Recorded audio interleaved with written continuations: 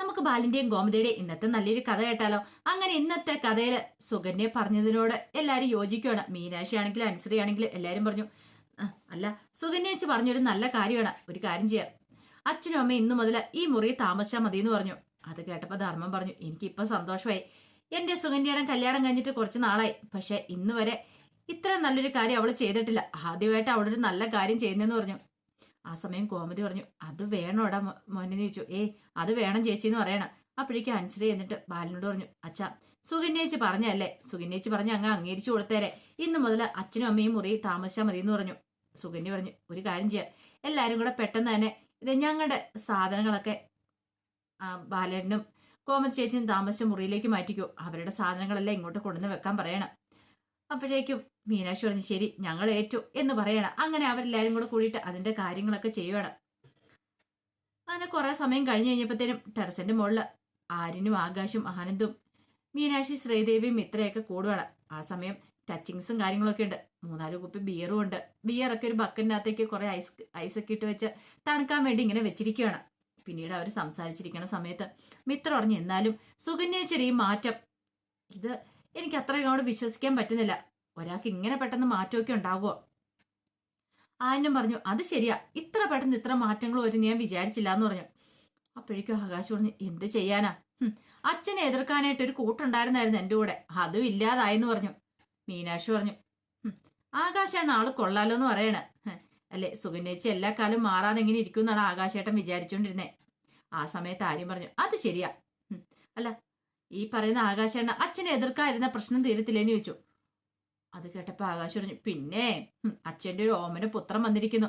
അച്ഛൻ പറയുന്നതെല്ലാം അപ്പടി അനുസരിക്കുന്ന ഒരാള്. എടാ നീ അച്ഛൻ പറയുന്ന എന്തേലും കാര്യം എപ്പോഴെങ്കിലും അനുസരിച്ചിട്ടുണ്ടോ എന്ന് ആര്യനോട് ചോദിച്ചു. ആര്യം പറഞ്ഞു, അത് പിന്നെ ന്യായമല്ലാത്ത കാര്യത്തിനൊന്നും കണ്ടോ, അപ്പൊ നിനക്ക് എതിർക്കാല്ലേ, എനിക്ക് എതിർക്കാനാ പാടില്ലാത്തല്ലേന്ന് ചോദിച്ചു. അത് കേട്ടപ്പോ എല്ലാരും കൂടെ ചിരിക്കുവാണ്. ആ സമയത്ത് ആനന്ദ് പറഞ്ഞു, എന്താണെങ്കിലും എത്ര പെട്ടെന്ന് സുകന്യേച്ചിക്ക് ഇത്ര മാറ്റങ്ങളൊക്കെ ഉണ്ടായല്ലോ, അതൊരു നല്ല കാര്യമാണ്. അപ്പോഴേക്കും ശ്രീദേവി പറഞ്ഞു, അല്ല എന്നാലും മാറ്റങ്ങൾ ഇത്ര പെട്ടെന്ന് ഉണ്ടാവുമെന്ന് ചോദിച്ചു. ആനന്ദ് പറഞ്ഞു, പിന്നെ ഇവിടെ കള്ളത്തരങ്ങൾ കാണിച്ചിട്ട് പെട്ടെന്ന് മാറി എത്രയോ ആൾക്കാരുണ്ട്. അത് കേട്ടപ്പോ ആകാശ് ചോദിച്ചു, അതാരാ ആനന്ദേട്ടാ, അങ്ങനെ പെട്ടെന്ന് മാറിയത് ആരാന്ന് ചോദിച്ചു. അല്ല അത് പിന്നെ ആ സമയം ശ്രീദേവി ആകെപ്പാടെ വിഷമിച്ചു പോയി. ആനന്ദ് ഇത് പറഞ്ഞു കഴിഞ്ഞപ്പോ ആനന്ദ് പറഞ്ഞു, അല്ല അത് പിന്നെ ഞാൻ പൊതുവെ അങ്ങനെയൊന്ന് പറഞ്ഞാന്ന് പറഞ്ഞു. അപ്പോഴേക്കാണ് ധർമ്മൻ അങ്ങോട്ട് കയറി വരുന്നേ. എടാ നിങ്ങളൊക്കെ കൊള്ളാലോ, ഇപ്പോഴല്ലേ മനസ്സിലായത്, എന്നെ നിങ്ങളൊക്കെ ഒഴിവാക്കുമായിരുന്നില്ലേ, എന്നെ ഇപ്പൊ നിങ്ങൾക്ക് ആർക്കും വേണ്ടല്ലേ, അതുകൊണ്ടല്ലേ എന്നെ വിളിക്കാതിരുന്നേ. ആരും പറഞ്ഞു, ആര് പറഞ്ഞു മാമനെ ഞങ്ങൾ വിളിക്കത്തില്ലെന്ന്? അതെ ആ ഇരിക്കുന്ന സാധനം നന്നായിട്ടൊന്ന് തണുക്കട്ടെ എന്ന് ഓർത്തിട്ടാ, ഒന്ന് ചില്ലാവട്ടെ എന്ന് കരുതിയിട്ടാ. ചില്ലാവാനോ എന്ത്? അപ്പോഴാണ് ബീറൂപ്പ് ഇരിക്കുന്നുണ്ട്. ഔ രക്ഷപ്പെട്ടു, എത്ര നാളായിട്ടാ നമ്മളിങ്ങനെ ടെറസിന്റെ മുകളിലൊന്ന് കൂടുന്നേ, അല്ലായിരുന്നു നമ്മൾ ഇടയ്ക്കിടയ്ക്ക് ടെറസിന്റെ മുകളിലൊന്ന് കൂടുന്നായിരുന്നു. ഇപ്പോഴൊരു സമാധാനമായത്. ഓ രക്ഷപ്പെട്ടു. അപ്പോഴേക്കും മീനാക്ഷി പറഞ്ഞു, എങ്ങാനും സുകന്യേച്ചി ഇത് വന്ന് കണ്ടിട്ടുണ്ടെങ്കിൽ മാമന്റെ കാര്യം കട്ടപ്പുകയെന്ന് പറഞ്ഞു. പിന്നെ അങ്ങനൊന്നുമില്ല, സുകന്യ വന്ന് കാണുവാണെ കാണട്ടെന്നൊക്കെ പറഞ്ഞ് ധൈര്യപൂർവ്വം നിൽക്കുവാണ്. അപ്പോഴേക്കുമാണ് സുകന്യ അങ്ങോട്ടേക്ക് കയറി വരുന്നത്. സുകന്യ നോക്കിക്കഴിഞ്ഞപ്പോൾ ധർമ്മന്റെ കയ്യിൽ ബീർകുപ്പിയും കാര്യങ്ങളൊക്കെ. ആദ്യം ശ്രീദേവിയാണ് കാണുന്നത്. ശ്രീദേവി മീനാക്ഷിയോട് പറഞ്ഞു. മീനാക്ഷി പറഞ്ഞു, തീർന്നു, മാമന്റെ കാര്യത്തിൽ തീരുമാനമായെന്ന് പറഞ്ഞു. സുകന്യ ഇങ്ങോട്ട് വന്നിട്ട് നോക്കി. അപ്പോഴേക്കും ധർമ്മം പെട്ടെന്ന് എന്നിട്ട് സുകന്യയോട് പറഞ്ഞു, സുകന്യ ഇതിനകത്തെ മദ്യവും കാര്യങ്ങളൊന്നും ഇല്ല, ഇത് വെറും കൂൾ ഡ്രിങ്ക്സ് ആന്ന് പറയാണ്.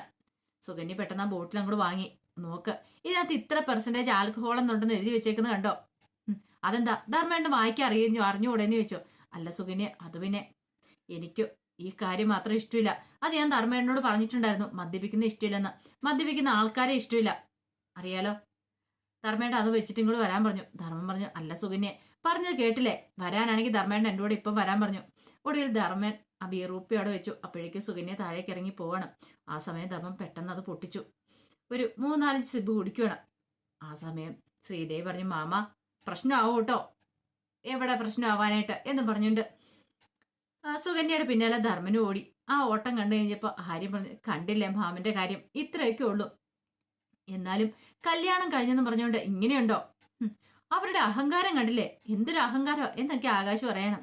അത് കേട്ടപ്പോ മീനാക്ഷി പറഞ്ഞു, പറഞ്ഞിട്ട് കാര്യമില്ല, മാമനെ സമാധാനം വേണം, അതുകൊണ്ടാണ് മാമന പിന്നാലെ പോയത്. അല്ലായിരുന്നെങ്കിൽ സുകന്യ ചോരോന്ന് പറഞ്ഞ് ഇനി കുത്തി പറഞ്ഞുകൊണ്ടിരിക്കും. അത് മാത്രല്ല ഇന്നത്തോട് കൂടിയിട്ട് നിങ്ങളുടെ എൻജോയ്മെന്റ് ഇവിടെ അങ്ങോട്ട് തീർന്നെന്ന് തോന്നേ.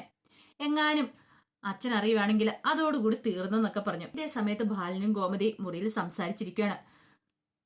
ഗോമതി പറഞ്ഞു, എന്നാലും ബാലേട്ട ഇത്ര പെട്ടെന്ന് സുകന്യ മാറുന്ന ഞാൻ സ്വപ്നത്തിൽ പോലും വിചാരിച്ചില്ല. ബാലൻ പറഞ്ഞു, അതെ ഞാനും അത്രയ്ക്ക് പ്രതീക്ഷിച്ചില്ല എന്ന് പറഞ്ഞു. ഗോമതി പറഞ്ഞു, ബാലേട്ടൻ അറിയാലോ സുകന്യയെ വീട്ടിലേക്ക് വന്നു കയറിയതിന് ശേഷമുള്ള ഓരോ സംഭവങ്ങളും എന്തൊക്കെ പ്രശ്നങ്ങളായിരുന്നു. സുകന്യക്ക് മുറിക്ക് വലിപ്പം പോരാ, അത് മാത്രമല്ല ഇവിടുത്തെ വീട് ശരിയല്ല, അത് ശരിയല്ല, ഇത് ശരിയല്ല എന്ന് പറഞ്ഞിട്ട് 100 കൂട്ടം കുറ്റങ്ങളും കുറവുകളുമായിരുന്നു. പക്ഷെ പെട്ടെന്നല്ലേ സുകന്യക്ക് ഈ മാറ്റം ഉണ്ടായത്. അത് കേട്ടപ്പോ ബാലൻ പറഞ്ഞു, അത് ശരിയാ, ഞാനും ആദ്യമൊക്കെ വിചാരിച്ചിട്ടുണ്ടായിരുന്നു ധർമ്മന്റെ ജീവിതം എങ്ങനെയായി മാറുമെന്ന്. ഇങ്ങനെ പോയിട്ടുണ്ടെങ്കിൽ അവർ എത്ര കാലം മുന്നോട്ട് ജീവിക്കുമെന്ന്. പക്ഷെ ഇപ്പൊ എനിക്കൊരു സമാധാനം ഉണ്ടായി. ധർമ്മൻ എന്തായാലും നല്ലൊരു പെൺകുട്ടിയാണല്ലോ കിട്ടിയിരിക്കുന്നത്. ഇനിയിപ്പോ ധർമ്മന്റെ ജീവിതത്തിന്റെ കാര്യത്തിൽ നമുക്ക് പേടി വേണ്ടെന്ന് പറഞ്ഞു. അത് കേട്ടപ്പോ ഗോമതി പറഞ്ഞു, അത് ശരിയാ, അല്ലെങ്കിൽ പിന്നെ സുകന്യ ഒരു കാരണവശാലും ഇങ്ങനെ ഒരു തീരുമാനം എടുക്കില്ല ആ കുടിസു മുറിയിലേക്ക് പോവാനായിട്ട്, നമുക്ക് ഈ മുറി തരാനായിട്ട്. അത് തന്നെ ചിന്തിച്ചാൽ മതിയല്ലോ എന്ന് പറഞ്ഞു. ബാലൻ പറഞ്ഞു, നിനക്കറിയാവോ ഗോമതി, സുകന്യ ഈ വീട്ടിലേക്ക് വന്നതിന് ശേഷം മിക്കപ്പോഴും തന്നെ കൃഷ്ണമംഗലത്ത് പോകുമായിരുന്നു. പക്ഷെ നമ്മൾ അന്ന് അഗ്നിപൂജ നടത്തിയില്ലേ, അഗ്നിപൂജ നടത്തിയിട്ട് വന്നതിന് ശേഷം ഒരു തവണ എങ്ങാണ്ട് സുകന്യ കൃഷ്ണമംഗലത്തേക്ക് പോയിട്ടുള്ളൂ. പിന്നീട് അങ്ങോട്ടേക്ക് ആ പരിസരത്തേക്ക് പോലും പോയിട്ടില്ലെന്ന് പറയണം. ഗോമതി പറഞ്ഞു, അത് ശരിയാ ബാലേട്ട, അപ്പൊ ബാലേട്ടൻ അതൊക്കെ നോട്ട് ചെയ്തിട്ടുണ്ടല്ലേന്ന് ചോദിച്ചു. അതെ, പിന്നെ അങ്ങോട്ടേക്ക് പോയി കണ്ടിട്ടില്ല. അപ്പൊ അതിനർത്ഥം എന്താ, അന്ന് ചെന്ന് കഴിഞ്ഞപ്പോ ചിലപ്പോൾ അവരെന്തേലുമൊക്കെ പറഞ്ഞു കാണുമായിരിക്കും. പക്ഷേങ്കിൽ സുകന്യക്ക് അത് അംഗീകരിക്കാൻ പറ്റി കാണത്തില്ല. അതുകൊണ്ടായിരിക്കും സുകന്യ പിന്നീട് അങ്ങോട്ടേക്ക് പോവാത്തെ. പിന്നെ സുകന്യനെ കുറ്റം പറയാൻ പറ്റില്ല. ഇങ്ങോട്ടേക്ക് വരണ സമയത്ത് കൃഷ്ണമംഗലത്തുള്ളവര് അവളോട് എന്തൊക്കെയാ പറഞ്ഞു വിട്ടെന്ന് അറിയത്തില്ലോ. നമ്മൾ അങ്ങനെ എങ്ങനെയാ നമ്മൾ ക്രൂരന്മാരാന്നൊക്കെ പറഞ്ഞു കാണുമായിരിക്കും. അപ്പൊ അതൊക്കെ വിശ്വസിച്ചായിരിക്കും അവള് മുന്നോട്ട് പോയി ഇത്രയും കാലം പോയത്. പക്ഷെ ഇപ്പൊ അവൾക്ക് തന്നെ തോന്നിക്കണം നമ്മൾ അങ്ങനെയൊന്നും അല്ല, ഈ കുടുംബം എന്താണ്, ഈ കുടുംബത്തിലെ ഓരോരുത്തരുടെ ജീവിതം എന്താന്നൊക്കെ അവൾക്ക് മനസ്സിലായി കാണും. അതുകൊണ്ടായിരിക്കും അവള് മാറിയെന്ന് പറഞ്ഞു. അത് കേട്ടപ്പോൾ ഗോമതി പറഞ്ഞു, എനിക്കും അങ്ങനെ തോന്നുന്നുണ്ട് ബാലേട്ട. കാരണം അവരെന്തേലുമൊക്കെ കുറ്റങ്ങളും കുറവുകളും ഒക്കെ പറഞ്ഞു കൊടുത്തതാണ് നമ്മളെക്കുറിച്ചുള്ള. അതുകൊണ്ടാണ് ആ സുകന്യ ആ ഒരു ചിന്താഗതി മനസ്സിൽ വെച്ചാണ് ഇത്രയും കാലം നമ്മളോട് പെരുമാറിക്കൊണ്ടിരുന്നത്. പക്ഷെ ഇപ്പൊ അവൾക്ക് താൻ ചെയ്യുന്ന തെറ്റാന്നൊരു ബോധ്യം വന്നു കാണും. ബാലൻ പറഞ്ഞു, അതെ, ആ ഉത്തമ ബോധ്യം ഉള്ളതുകൊണ്ടാണ് ഇപ്പൊ അവൾക്ക് ഈ മാറ്റം ഉണ്ടായിരിക്കുന്നത്. എനിക്ക് ഉറപ്പുണ്ട് സുകന്യക്കും ധർമ്മനും നല്ലൊരു ജീവിതം ഉണ്ടാവും. പിന്നെ ഇനിയിപ്പം ഈ കൃഷ്ണമംഗലംകാർ എന്തൊക്കെ പറഞ്ഞാലും അവളൊന്നും അംഗീകരിക്കാനും പോകുന്നില്ല. ശരിക്കും പറഞ്ഞാൽ കൃഷ്ണമംഗലംകാരാണ് ഇവിടെ തെറ്റുകാര്. അവരാണ് സുകന്യയുടെ മനസ്സിലേക്ക് വിഷം കുത്തി നിറച്ചു വെച്ചേ. ധർമ്മനെ അങ്ങോട്ട് അടർത്തി മാറ്റിക്കൊണ്ട് പോകാനായിട്ട് കുറെ ശ്രമിച്ച, പക്ഷെ ധർമ്മം പോകത്തോണ്ടല്ലേ, അല്ലായിരുന്നെങ്കിലോ. അത് കേട്ടപ്പോ ഗോമതി പറഞ്ഞു, ധർമ്മൻ ഈ വീട്ടിലില്ലെങ്കിൽ നമുക്ക് എല്ലാവർക്കും ഒരു സന്തോഷ സമാധാനം ഉണ്ടാകുമോ. പക്ഷെ ഇപ്പൊ സുകന്യക്ക് ഈ മാറ്റം ഉണ്ടായതുകൊണ്ട് എനിക്ക് സമാധാനമുണ്ട് ബാലേട്ട. ഇല്ലായിരുന്നെങ്കിൽ നമ്മൾ എന്ത് ചെയ്തേനും, ആകെപ്പാടെ വിഷമിച്ചു പോയില്ലായിരുന്നോ. ധർമ്മന്റെ ജീവിതത്തെക്കുറിച്ച് എന്നെ ചിന്തിച്ചു നോക്കിയേ. പാവം, അവന് ഞാനെന്ന് വെച്ച ജീവന.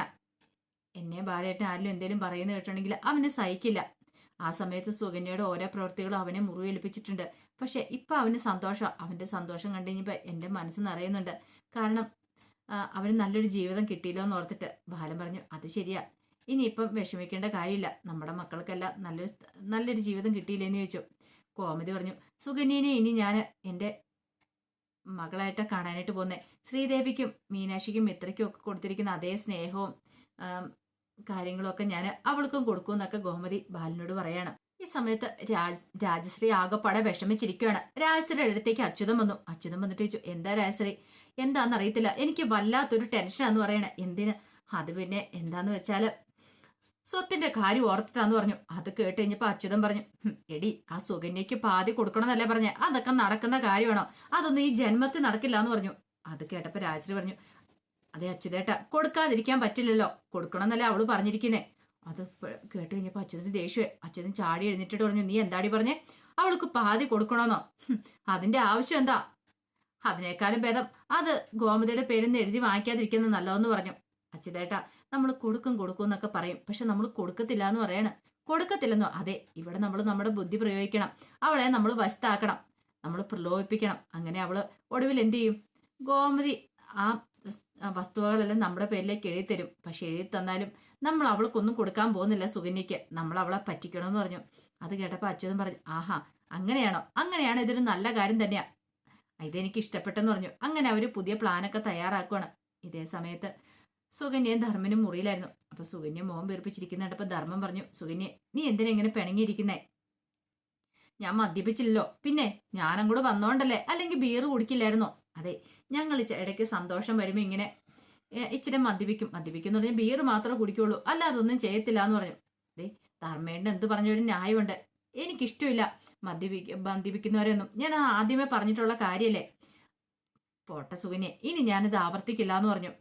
അത് കേട്ടപ്പോൾ സുകന്യ പറഞ്ഞു, ഇങ്ങനെ ഇത്തിരി ബിയർ കുടിച്ച അവസാനം മുഴുവൻ കുടിയനായിട്ട് മാറുന്നേ.